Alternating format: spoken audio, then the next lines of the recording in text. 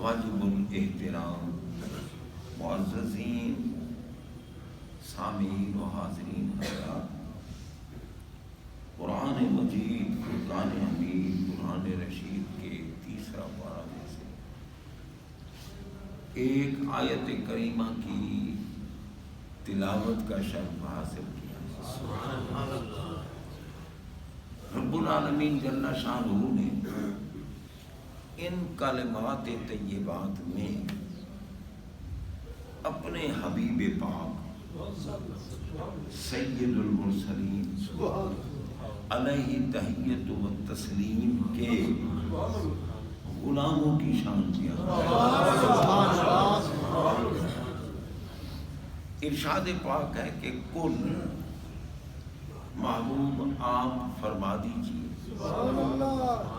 ان کنتم تحبون اللہ، اگر تم اللہ تعالی کی ذات پاک سے محبت کرتے ہو فاتبعونی، آنکھیں بند کر کے، نہ کسی کی سننی ہے نہ کسی طرف دیکھنا ہے، بس میرے نقش قدم میری اتباع کرو۔ اتبعونی، اتباع کرو تم میری، اور جب تم میری اتباع کرو گے، اتباع کا تقاضا متبع کی محبت ہے۔ جن کی اتباع کرنی ہے اس سے محبت،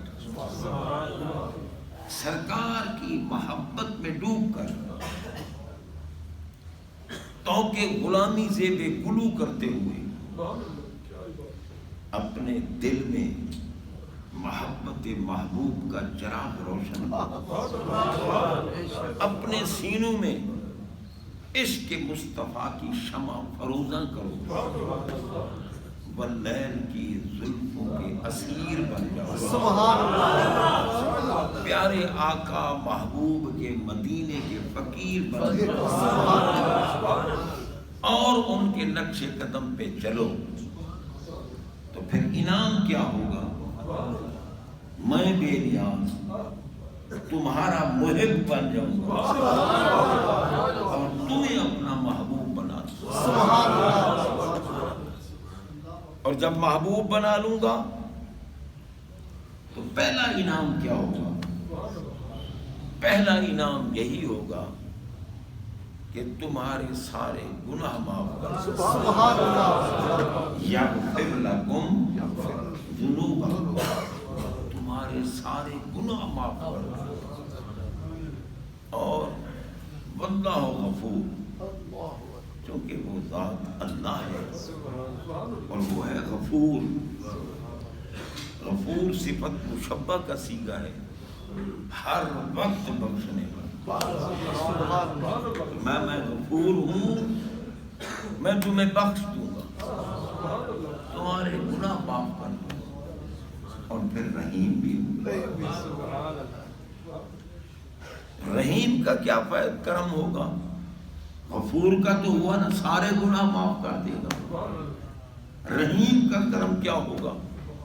فرمایا تمہارے گناہوں کو نیکیوں میں بدل دوں۔ سبحان اللہ، نعرہ تکبیر، نعرہ رسالت، نعرہ حیدری۔ اور کی اب شان ہمارے آقا کی کتنی بلند ہو، ان کا غلام ہو، سرکار کا غلام، رب کا محبوب۔ سبحان اللہ، اب محبوب تو بنا لیا، پہلا انعام تو یہ دیا گناہ معاف کر، پھر اس کے ساتھ انعام کیا ہے؟ گناہوں کو نیکیوں میں بدل دو۔ پھر تو گناہ گاروں کی بڑی قسمت جاگی، یعنی گناہوں کو نیکیوں میں بدل دو۔ میں رحیم ہوں، میں قادر مطلق ہوں، رب ہوں۔ یہ سارے انعام صرف مدینے والے کو دیکھ کر دے رہا۔ جب محبوب بنا لیتا ہوں نا بندے کو، پھر یہ نہیں ہے کہ بس محبوب بن گیا، اب محبوب بھی کچھ نہیں کر سکتا، غیر محبوب بھی کچھ نہیں کر سکتا، تو پھر محبوب بنانے کا فائدہ کیا؟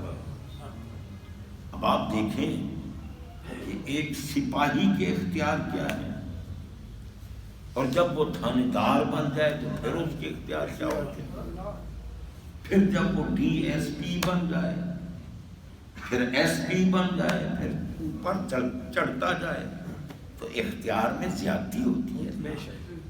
یہ محبوب ہیں امت میں، اور نبوت میں جو محبوب ہیں وہ بھی میرے آقا کے صدقے، سبحان اللہ، کیونکہ محبوبوں میں محبوبیت بانٹنے والی ہستی ہمارے آقا۔ انما انا قاسم واللہ یعطی، میں بانٹنے والا ہوں۔ غور کریں، ہم سنی ہیں اور کیونکہ ہمیں تبرکات نصیب ہوتے ہیں، 11ویں کا تبرک، میلاد کا تبرک، تو بھائی اگر تبرک میں برکتے نہیں تو فائدہ کیا؟ تو جناب بندہ غور کیجیے، یہ تبرک کا فیض ہے کہ ہمیں قرآن بھی فیض دیتا ہے، حدیث بھی فیض دیتا ہے۔ نہ پڑھتے تو سارے فرقوں والے ہیں، اندھے کیوں ہو جاتے ہیں؟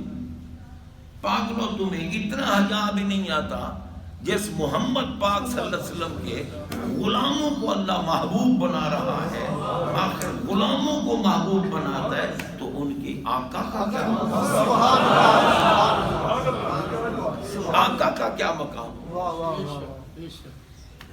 ایک بات صرف عرض کرتا ہوں، دوسری بات پھر انشاءاللہ 11ویں شریف کی محفل، کیونکہ آج ہم نے جمعہ کی نماز کے فوراً 11ویں شریف کی محفل کا انعقاد کیا ہے۔ تو آپ دیکھیں اللہ تعالیٰ نے فرمایا، اور یہ حدیث قدسی ہے، بخاری شریف میں حدیث ہے، حدیث قدسی اس حدیث کو کہتے ہیں جس میں مفہوم ہوتا ہے رب العالمین کا، اور کلمات ہوتے ہیں رحمت اللہ۔ مفہوم رب کا ہے، بتایا ہمیں محبوب نے کیا ہے۔ میں جب محبوب بنا لیتا ہوں نا کسی بندے کو،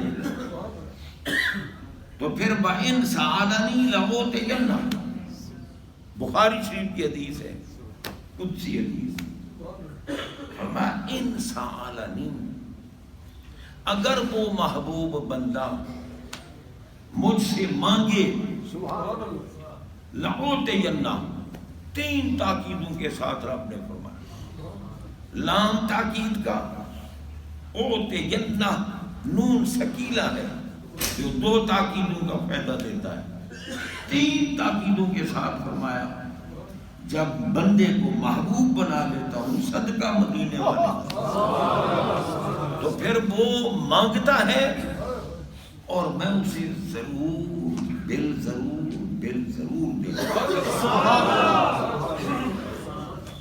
اب یہاں ایک بات عرض کر دوں، سعادہ یہ فعل متعدی ہے، کیونکہ ہر زبان سے بندہ فائدے تب حاصل کرتا ہے جب اس کی گرامر پر عبور ہو۔ گرامر نہیں جانتا، صرف طوطے کی طرح عبارتیں رٹی ہوئی ہیں، ظاہری لفظ، کوئی فائدہ نہیں۔ اور بالخصوص قرآن پاک جب تک قواعد عربیہ پر عبور تام حاصل نہ ہو، قرآن سے فیض نہیں حاصل کر سکتا۔ اب غور کیجئے، فرمایا جس بندے کو محبوب بنا لیتا ہوں اگر وہ مانگے مجھ سے تو میں اسے ضرور عطا کروں۔ 3 تاکید۔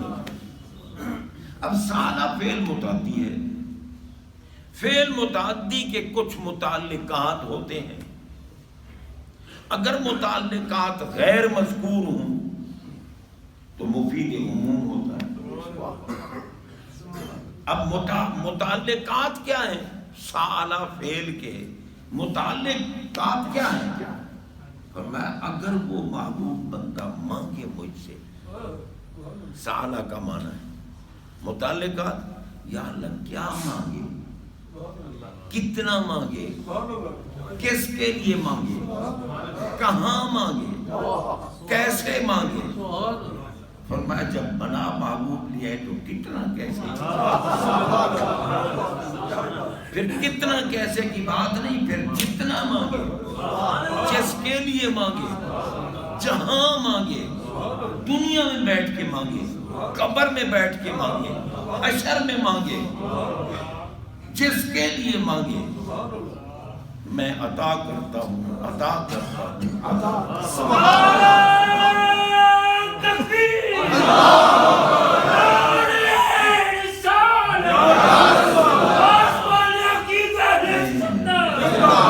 اب آپ غور کریں،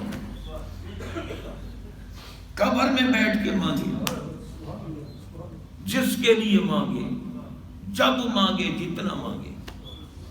اب کوئی کہے قبر والا کچھ نہیں کر سکتا، تو بھئی اپنے اوپر قیاس نہ کرو نا۔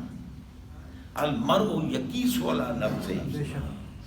ہمارے تھانے میں ایک مجرم آ جائے اور ہماری پولیس اس کو لٹا کر خدمت کر رہی ہو، چھتر مار رہی ہو، اور وہ چیخ و پکار کر رہا ہو، اس مضروب کے پاس، اس سزا پانے والے کے پاس کوئی آ جائے کہ یار میری مدد بھی کچھ کر دے، وہ کہے گا یہی کہ میں بھی چھتر کھا رہا ہوں، تجھے بھی کھلاؤں چھتر۔ بھئی چھتر کھانے والا کسی کی مدد کیا کر سکتا ہے؟ ٹھیک ہے نا؟ یہ کہتے ہیں نا قبر والے کچھ نہیں کر سکتے، اس لیے کہ قبر میں ان کے جو بھی جائیں، اس میں کوئی تخصیص و تفریق نہیں، جو جائیں وہ چھتر کھاتے ہیں قبر میں۔ جب قبر میں جوتے کھا رہے ہیں کسی کی مدد کیا کریں گے؟ اور ہمارے جب قبر میں جاتے ہیں، قبر میں جا کر دولہا بن کے بیٹھتے ہیں۔ داتا ہجویری گئے، غریب نواز اجمیری گئے، جیلان کے بادشاہ گئے، جناب بندہ مجدد الفسانی گئے، شیر رحمانی، گولڈے کے تاجدار گئے، پیر سیال لجپال گئے، جناب بندہ خواجگان گئے، اولیاء گئے، الواس اقداب قبروں میں گئے۔ اللہ کی قسم قبر میں جب جاتے ہیں اللہ حکم دیتا ہے افرشوہ من الجنت والبسوہ من الجنت وافتحوا بابا الی الجنت۔ فرشتوں دیکھ رہے ہو، میرے محبوب کا عاشق آیا ہے، میرے محبوب کا متبع آیا ہے، میرے محبوب کا غلام آیا ہے، جلدی کرو جنت کے لباس اس کو، جنت کے لباس پہناؤ، افرشوہ من الجنت، اس کی قبر میں جنت کے فرش بچھا، وَأَفْتِحُوا بَابًا إِلَى الْجَنَّةِ، اور اس کی قبر کی طرف جنت کے دروازے کھول دو اور اس کو دولہا بنا کے بٹھاؤ اور کہو نم کا نومت العروس، دولہے جیسے خوش ہو کے اپنی سیج پر بیٹھتے ہیں نا، تم اللہ کے دولہے ہو، بیٹھو آرام سے۔ دولہا بنا بیٹھا ہے۔ بھائی دولہا برات کے لیے اگر کوئی مطالبہ کرے کہ یار میرے براتیوں کو پانی پلا دو، تو لازماً پلائیں گے، یار دولہا کہہ رہا ہے، ٹھیک ہے نا، ان کو کھانا کھلاؤ۔ دولہا جو کچھ کہتا ہے دولہے کی مانی جاتی ہے کہ یار آج ہم نے اس کو لاڑا جو بنایا ہے، اس کو دولہا جو بنایا ہے، مانے کیوں نہ اس کی۔ جب یہ کاملین قبر میں دولہا بن کے بیٹھتے ہیں نا، تو جناب جو بھی ان کی قبر پہ جا کر سلام کرتا ہے وہ سلام کا جواب بھی دیتے ہیں، اور وہ کہتے ہیں کہ آپ اللہ کے حبیب اور محبوب ہیں، رب سے ہمیں یہ لے کے دو۔ وہ کہتے ہیں مولا جب آ میرے پاس گئے ہیں تو دے۔ یہ تو حضرات محترم اللہ تعالیٰ قیامت کے دن میدان حشر میں دکھائے گا شان اپنے بندوں کو، ظاہر کرے گا۔ حشر کا وجہ حکمت بھی یہی ہے، دکھائے گا۔ گناہگار جن پر جہنم واجب ہو چکی ہو. گناہگار، گستاخ نہیں. گستاخ تو ہمیشہ کے لیے جہنمی ہے نا. گناہگار جن پر جہنم واجب ہو چکی ہے. جناب بندہ گناہگاروں کی صف بنی ہوگی. اللہ تعالیٰ اپنے بندوں محبوبوں کو کہے گا جاؤ جنت میں، اور ان کے راستے میں گناہگاروں کو کھڑا کرے. جب وہ گزرنے لگیں گے، جنت میں جانے لگیں گے، گناہگار صفیں توڑ کر ان کا دامن پکڑ. حدیث بات میں ہے، کہیں گے گناہگار یا فلانو اما تعرفنی انا الذی سقیتک شربۃ وانا الذی وهبت لک وضوءا. وضوءا، وضو نہیں، وضو. وہ کیا کہے گا؟ جناب مجھے پہچانا نہیں، وہ کون ہے تو؟ وہی تو ہوں جس نے پانی کا ایک گھونٹ آپ کی خدمت میں پیش کیا، چاہے ظاہری طور پر یا ایصال ثواب کے طور پر پانی کا گھونٹ پیش کیا تھا. دوسرا کہے گا حضور میں آپ کے لیے وضو کا پانی نہیں بھر کے لایا، کیونکہ وضو کا معنی ہے پانی جس سے وضو کیا جاتا ہے، پانی میں بھر کے لایا تھا. یعنی اسی طرح جس نے اللہ کے محبوب بندے کی خدمت کی ہے، جس طرح بھی کی ہے، قیامت کے دن پکڑ لے گا. سرکار وہ کہیں گے یار بتاؤ کہتے کیا ہو؟ رب فرمائے گا پیارو میں نے کہا ہے جاؤ جنت میں، کھڑے کیوں ہو گئے؟ یہ سب کچھ رب دکھا رہا ہے. جاؤ. یا اللہ کیسے جائیں گے، چھوڑتے ہی نہیں، یہ نہ پکڑا ہوا ہے. اچھا تو پھر کیا چاہتے ہو؟ مولا کریم یہ ہمارے خدمت گزار ہیں، عقیدت مند ہیں، محبت کرنے والے. کبھی یہ 11ویں کرتے تھے، کبھی یہ عرس کرتے تھے، کبھی یہ ایصال ثواب کرتے تھے، کبھی میلاد کرتے تھے. پیارے یا اللہ بس یہ کہتے ہیں جدھر جا رہے ہو ہمیں بھی ساتھ لو. اللہ کی قسم حدیث پاک ہے فَيُدْخِلُ اللَّهُ فِي الْجَنَّةِ. اللہ تعالیٰ کہے گا لے جاؤ ان کو بھی ساتھ، جاؤ جنت میں. شنیدم کی در روزی امید و بین بدارا بنے کا ببخشت کریم. سنا ہے کہ اس دن کئی گناہگاروں کا بیڑا نیک کاروں کے صدقے پار ہو جائے گا، باقی باتیں 11ویں کی محفل میں